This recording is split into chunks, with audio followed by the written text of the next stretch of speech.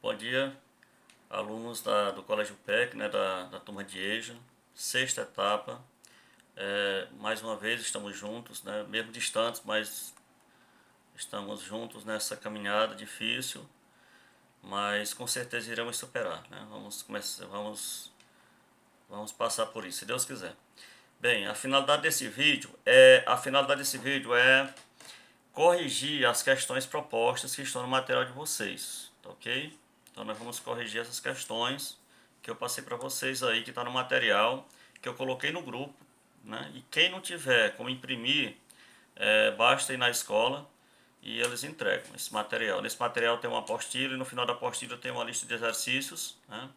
E eu coloquei também já lá para a escola as respostas dessa lista de exercícios que vocês vão passar para o caderno. E agora nós vamos comentar também essas respostas, tá ok? Então vamos lá, questão 1, né?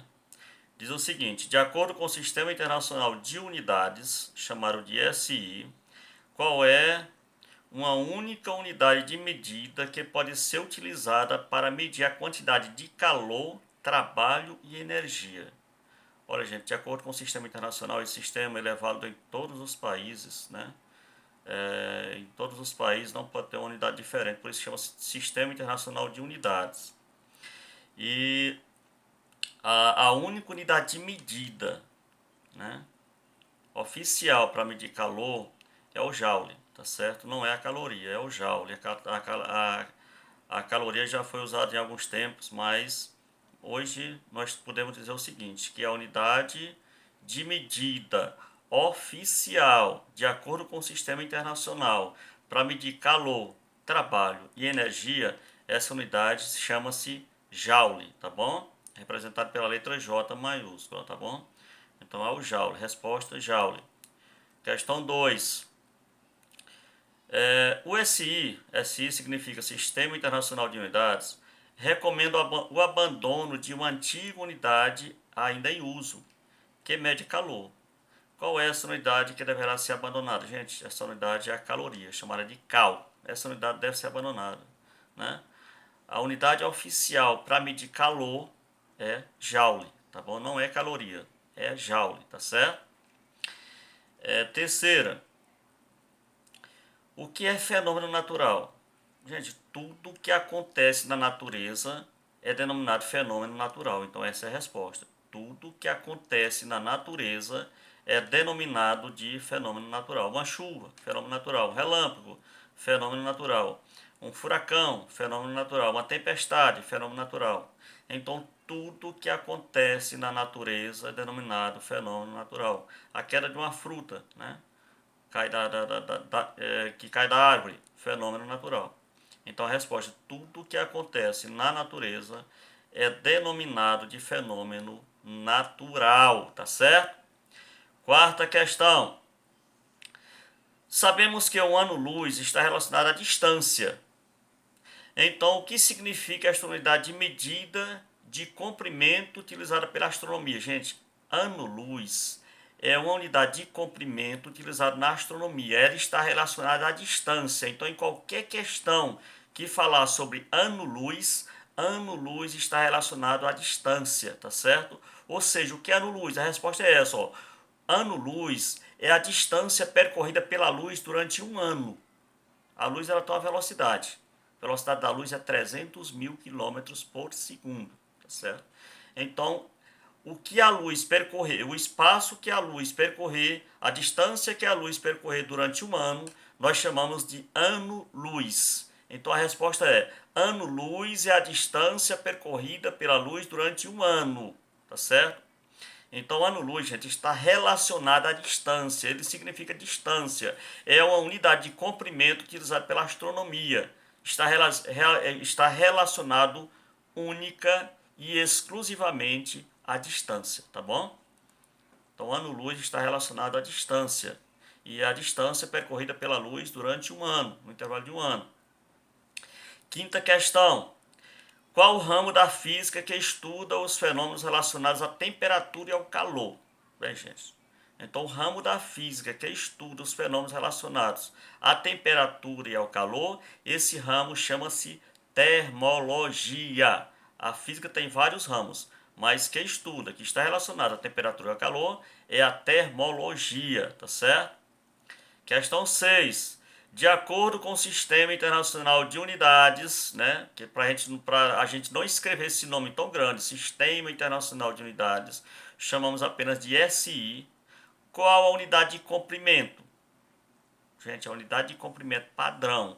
A unidade de comprimento, de acordo com o Sistema Internacional de Unidades, é o metro, tá certo? É o metro.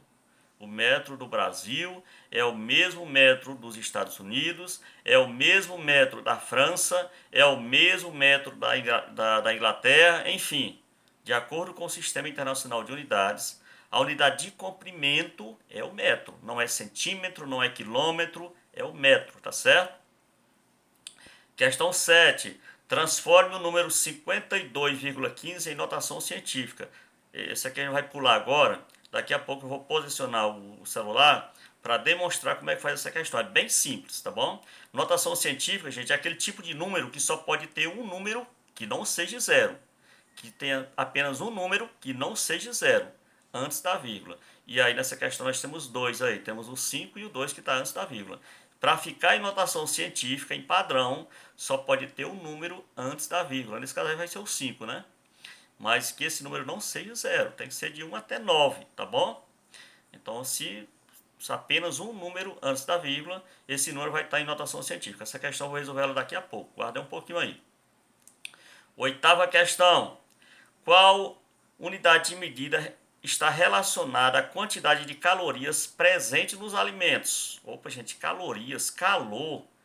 Sempre que falar isso, a unidade responsável por isso, a unidade de medida que está relacionada a tudo isso, a quantidade de calorias que está presente nos alimentos, você compra um pacote de biscoito, tá lá, tantos quilocalorias, né? Comprou um leite, está lá, tantas calorias. Então, a unidade relacionada, a unidade que está relacionada à quantidade de calorias que está presente nos alimentos, essa unidade é o joule, tá bom? É o joule, tá certo? Bota aí joule, tá bom? Do jeito que está na resposta que eu coloquei aí para vocês, tá bom? Vocês já receberam as respostas desse exercício, basta apenas acompanhar com esse vídeo que você vai entender.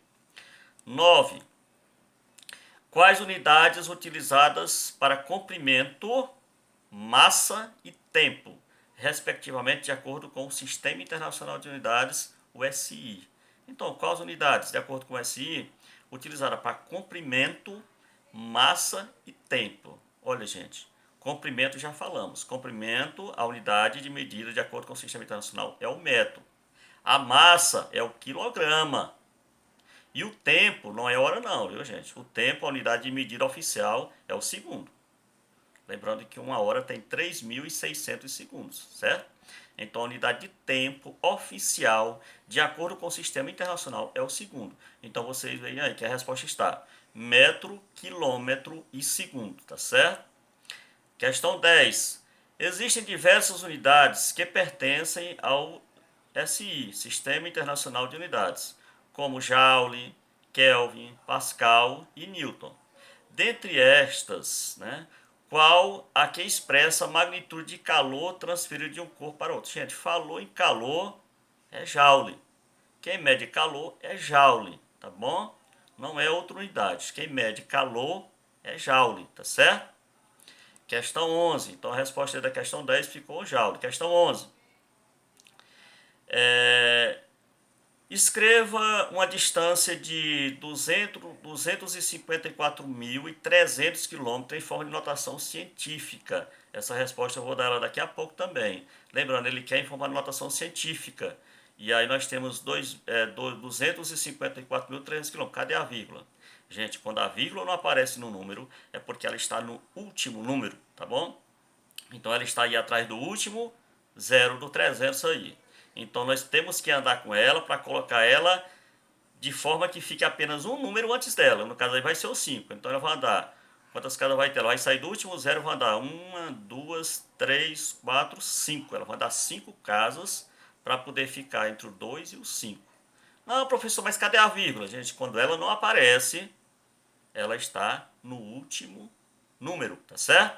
Daqui a pouco eu vou demonstrar ela. Vamos pular ela aí que eu vou posicionar o celular para demonstrar ela.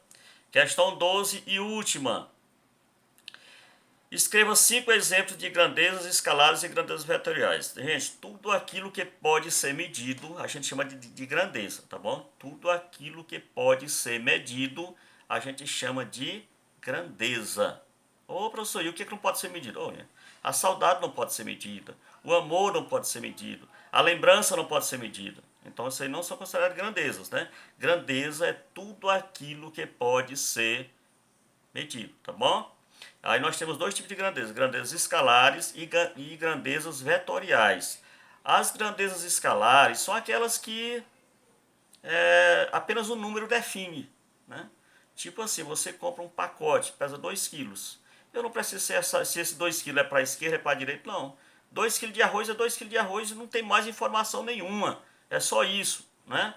Eu vou e coloco 20 litros de gasolina no tanque de combustível do meu carro, pronto. Quantidade foi medida, 20 litros. E não precisa de outra informação. Então, grandezas escalares é aquele tipo de medida que apenas o número define, apenas o número da informação que você precisa. Agora, grandezas vetoriais é porque você, além do número, você precisa de uma direção e de um sentido. Por exemplo, eu desloquei, eu andei 2 quilômetros. Olha, deu valor, 2 quilômetros. Mas alguém pode perguntar assim, mas em que sentido? Em que direção? E eu tenho que, para ficar completo, eu tenho que dizer, não, eu andei no sentido ali da BR e na direção, eu andei naquela direção lá, na direção Picos Jaicós, no sentido eu andei para a esquerda, né? Enfim. Então as grandezas vetoriais tem que ter, além do valor, uma direção e um sentido. A velocidade é isso, né? Então ele quer que a gente escreva 5 tipos de grandezas. Então eu relacionei para vocês aí, né? Mas pode ter mais, pode ter não, tem mais, né? Grandezas escalares, eu coloquei massa, tempo, volume, temperatura e comprimento. Essas grandezas aí não precisam de informação de direção e sentido. Para onde vão, né? Que sentido foi, se era para cima ou para baixo. Não precisa de outra informação. Apenas o valor define. E as grandezas vetoriais, que precisam de mais informação além do valor, eu coloquei aí velocidade, aceleração, a força, deslocamento e o empuxo, tá bom? Sim, professor, vamos marcar empuxo. Empuxo é quando você pula numa piscina, pula dentro d'água, qualquer recipiente com água que dê para você tomar um banho, você puxa, pula lá e você sente uma força ali empurrando para cima. Essa força a gente chama de empuxo, beleza? Ficamos entendidos? Pois então agora vamos para nossas questões de cálculo, tá certo? Só um pouquinho aí que eu vou aqui posicionar o celular, tá certo? E aí vamos fazer as duas questões aí que ficaram faltando, que é a questão 7 e a questão 11, tá ok? Vamos aqui posicionar o celular para fazer elas, né? Desculpe aí a mão no meio, tá certo? Vamos aqui tentar, tá certo? Pegar aqui do engate o celular, tá bom? Para a gente demonstrar aqui como fazer essas questões, tá certo? Beleza. Muito bem, agora eu vou afastar aqui o computador, tá para lá, e vou pegar aqui minha apostila, tá certo? E eu vou posicionar nela para vocês verem como faz esse cálculo. Eu já até dei uma explicação, mas eu vou passar aqui para vocês melhor como é que se faz, tá bom? Ok, vamos lá. Questão 7. Na questão 7 diz o seguinte: transforme o número 52,15 em notação científica, né? Então vamos lá, 52,15. Vou posicionar agora aqui no papel, ok?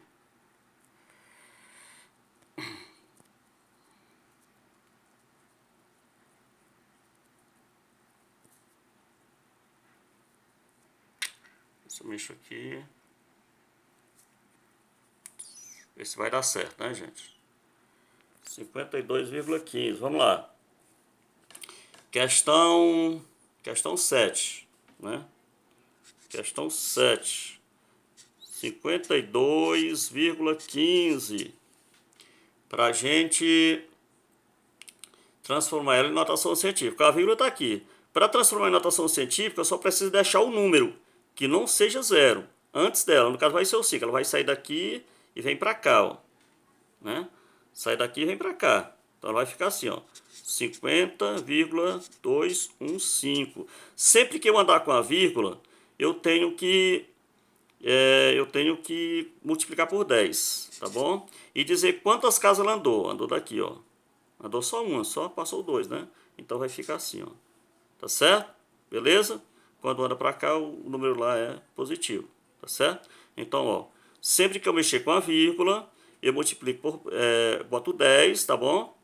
E a quantidade de casas que eu andei só o 2 aqui, né? Passei o 2, a vírgula passou 2, eu coloco, só andou uma casa, eu coloco 1 aqui, tá certo? Vamos para a questão 11. Questão 11. Na questão 11 diz o seguinte: escreva a distância de 254.300. 254.300 em forma de notação científica. Nesse caso, gente, não aparece a vírgula. Quando ela não aparece é porque ela está no último número, ela está aqui, ó. Para ela chegar aqui, para ficar só o número antes dela, que é o 2, ela vai ter que andar 1, 2, 3, 4, 5. Tem que andar 5 casas. Então a resposta vai ficar assim, ó, 2,543. Tem que multiplicar pelo 10, que é obrigatório, tá certo? E aqui eu vou colocar a quantidade de casas que ela andou. Andou 1, 2, 3, 4, 5. Andou 5. Pronto, a resposta é essa daqui. Muito bem, gente. Essas são as respostas do exercício. Estudem, espero que entendam, tá certo? E vamos preparar uma avaliação aí, valendo a nossa prova. Obrigado a todos, fiquem em casa e que Deus nos proteja. Muito obrigado.